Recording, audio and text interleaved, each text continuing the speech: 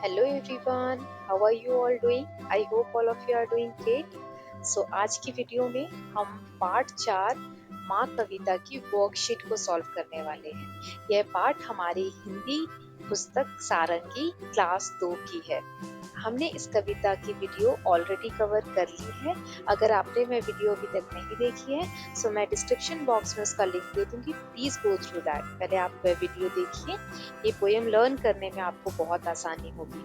उसके बाद इसकी वर्कशीट को आप कंटिन्यू कर सकते हैं। तो चलिए इसकी वर्कशीट को कंटिन्यू करते हैं। बहुत छोटी सी एक्सरसाइज है। सबसे पहले दिया हुआ है शब्दों का खेल। यहाँ पर चंद्र बिंदु का कमाल पहला भाग है, जिसमें माँ के ऊपर चंद्र बिंदु लगने से माँ हो गया। चंद्र बिंदु आप यहाँ पर देख पा रहे हैं, यह लगाने से शब्दों की ध्वनि में यानी कि आवाज में जब बोलते हैं उसको सुनने में अंतर आ जाता है। तो चलिए देखते हैं कि चंद्र बिंदु लगाने से कैसे अंतर आता है। तो पहला प्रश्न है, नीचे दिए गए चित्रों को देखिए, शब्दों को पढ़िए और उन्हें लिखने का प्रयास कीजिए। यहाँ पर कुछ शब्द हमें नीचे दिए गए हैं, उन पे चंद्र बिंदु लगाकर उसे पढ़ना है और लिखने का प्रयास करना है। तो एक एक करके देख लेते हैं। पहला दिया हुआ है आंख। आंख। अब अगर हम आंख शब्द पर चंद्र बिंदु नहीं लगाए तो वह बनता है आंख। आंख। लेकिन चंद्र बिंदु लगा देने से आवाज और ध्वनि में परिवर्तन आ जाता है और इसको हम बोलते हैं आंख। आंख। वैसे ही अगला देख लेते हैं, बांस। बांस। लेकिन अगर हम बांस में चंद्र बिंदु ना लगाएं तो वह बनता है बास। बास। और चंद्र बिंदु लगाने पर बांस। बांस। I hope it is clear. आपको बोल बोल कर प्रैक्टिस करनी है बार बार। नेक्स्ट है दांत। दांत। अगर चंद्र बिंदु ना हो तो दांत। दांत। लिखना भी है, लिखने की भी प्रैक्टिस करनी है, तो हम इसको इस तरीके से लिखेंगे भी। और चंद्र बिंदु लगा दिया तो ये क्या बन गया, दांत। दांत। ठीक है, अगला देख लेते हैं। अगला है हमारा बांसुरी। बांसुरी। अगर चंद्र बिंदु ना हो तो बांसुरी। बांसुरी। और चंद्र बिंदु लगा दे तो बांसुरी। बांसुरी।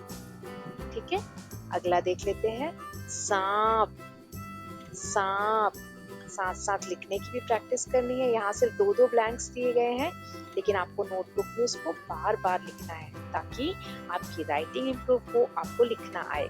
अब अगर इसमें से चंद्र बिंदु हटा दो तो ये क्या बन जाएगा, सांप। सांप। ठीक है, और चंद्र बिंदु लगा दिया तो सांप। सांप। ओके, तो इसके साथ हमने इसके सारे पार्ट कर लिए हैं। अब हम चैप्टर का अगला भाग देख लेते हैं। अगला है माँ कविता में कुछ शब्द नीचे दिए गए हैं। जो शब्द यूज हुए हैं माँ कविता में, उनको प्रयोग करते हुए हमें अपने परिवार के अन्य सदस्यों के लिए 2-4 पंक्तियां लिखनी है। इन्हीं शब्दों को जो नीचे दिए गए हैं, जैसे भोली भाली, प्यारी प्यारी, दिल की सच्ची, जग से न्यारी, इनको उपयोग करके हमें अपने परिवार के अन्य सदस्य के लिए कुछ लिखना है। तो जैसे पुस्तक में, किताब में हमें दिया गया है माँ के ऊपर, माँ तुम कितनी भोली भाली, कितनी प्यारी प्यारी हो, दिल से सच्ची, मिश्री जैसी, सारे जग से न्यारी। अब किसी और सदस्य के बारे में लिखना है तो मैं यहाँ पर दादी के बारे में लिख रही हूँ। आप ऐसे ही किसी और सदस्य के बारे में भी लिख सकते हैं। अब जिन शब्दों को उपयोग करने को कहा गया है, जैसे भोली भाली, प्यारी प्यारी, दिल की सच्ची, जग से न्यारी, इनको उपयोग करते हुए हम दादी के ऊपर 4 पंक्तियां लिखेंगे। तो यहाँ मैंने लिखा है, दादी तुम कितनी भोली भाली, भोली भाली आया, कितनी प्यारी प्यारी हो, दिल से सच्ची, मिश्री जैसी, सारे जग से न्यारी हो।